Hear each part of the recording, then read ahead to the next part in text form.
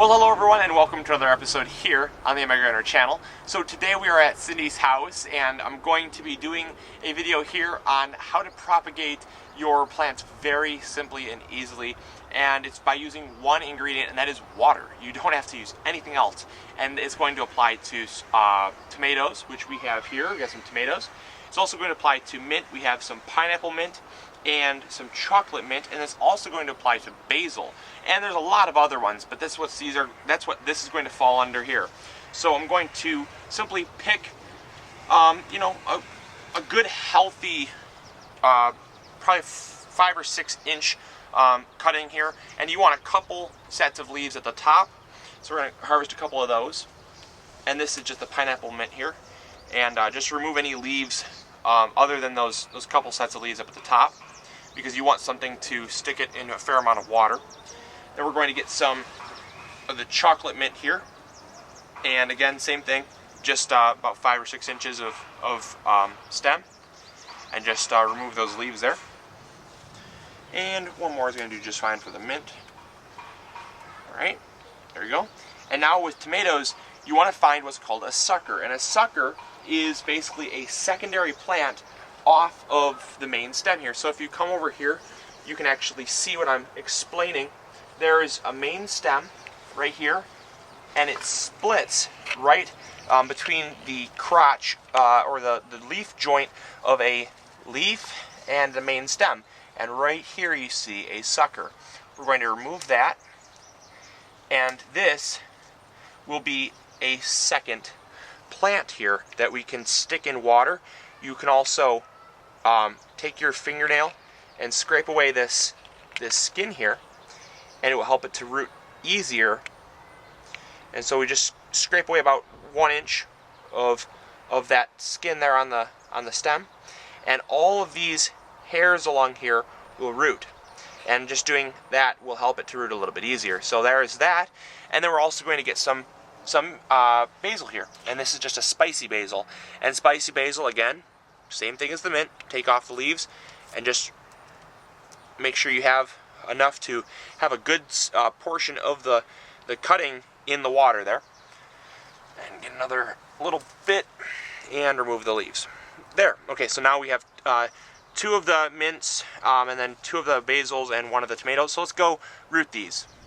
Alright, so all we're going to do now is we're just going to take a mason jar here with some water. Anything to really hold your water is going to do well. I just like a mason jar because it helps you to see through to see how the roots are progressing.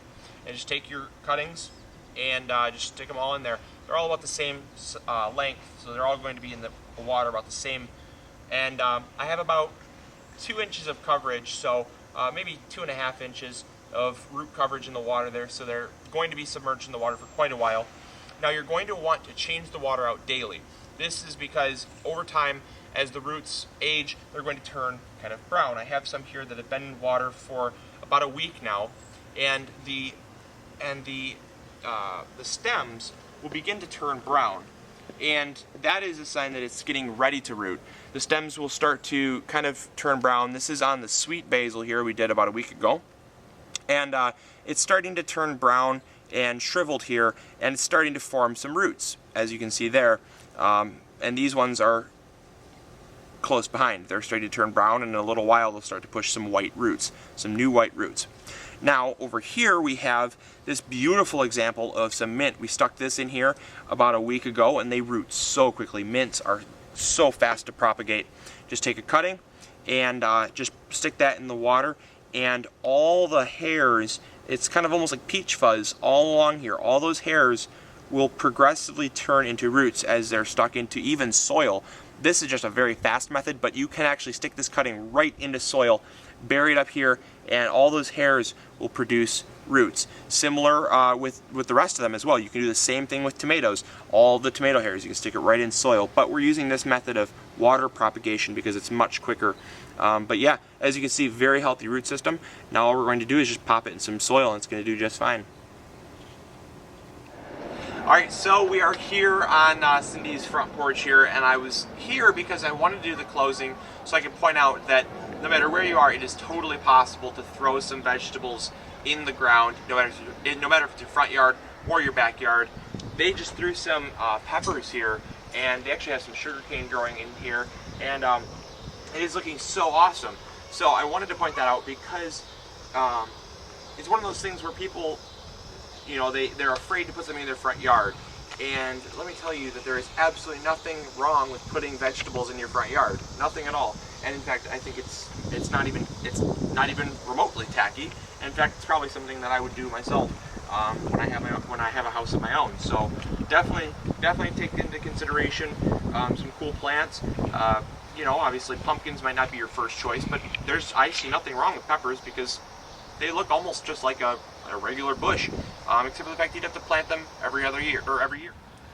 All right, you know what time of the episode it is. It is time for the viewer question of the week, and it is also time for the YouTube Gardener of the week. So we're going to start with the viewer question of the week, which comes from Debbie Bullion, and she asks, does a compost pile have to be covered if it is on the ground? I have chicken wire wrapped around it.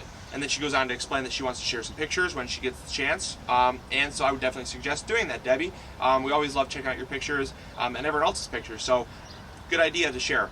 But yes, Debbie, you do want to cover your compost pile. And a lot of people forget to do that simply because they don't think about it.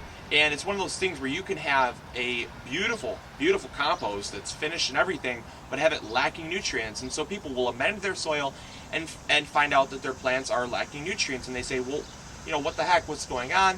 I've added compost, but my plants are still nutrient deficient. And a lot of times they don't look into the fact that they've had it left out in the rain and the snow and the melting, and it's been there for a couple years. That results in what's called leaching. And leaching is what happens when nutrients leave the soil. It can happen in any growing medium, but it can also happen in compost. And that just so happens to happen quite a bit for me, and you'll notice a big green ring around your compost pile. If you see that, that's definitely a surefire sign that your compost pile is leaching. So great way to stop that, just throw a tarp over the top and you're going to be fine. And it is now come time to the YouTube Gardener of the Week. And the YouTube Gardener of the Week is J&J Acres. We absolutely love his channel. It is so great, and it's an awesome definition of what a homestead is growing up to be. He's just started a lot of his different things. He's added onto his garden. He's doing a lot of perennials, and he's got chickens, and he's just really growing his homestead into what you'd consider a sustainable homestead.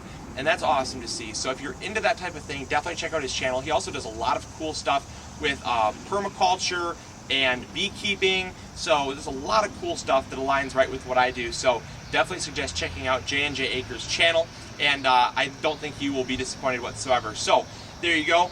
Great job, you two. I know it's husband and wife, so I know there's two people running that channel, so great job, you two. It's awesome. I love what you're doing, and I love what you're promoting, so keep it up, and I'll catch you all later. Thank you all for watching. This is MIgardener reminding you to grow big or go home. I'll talk to you all later. See ya. Bye.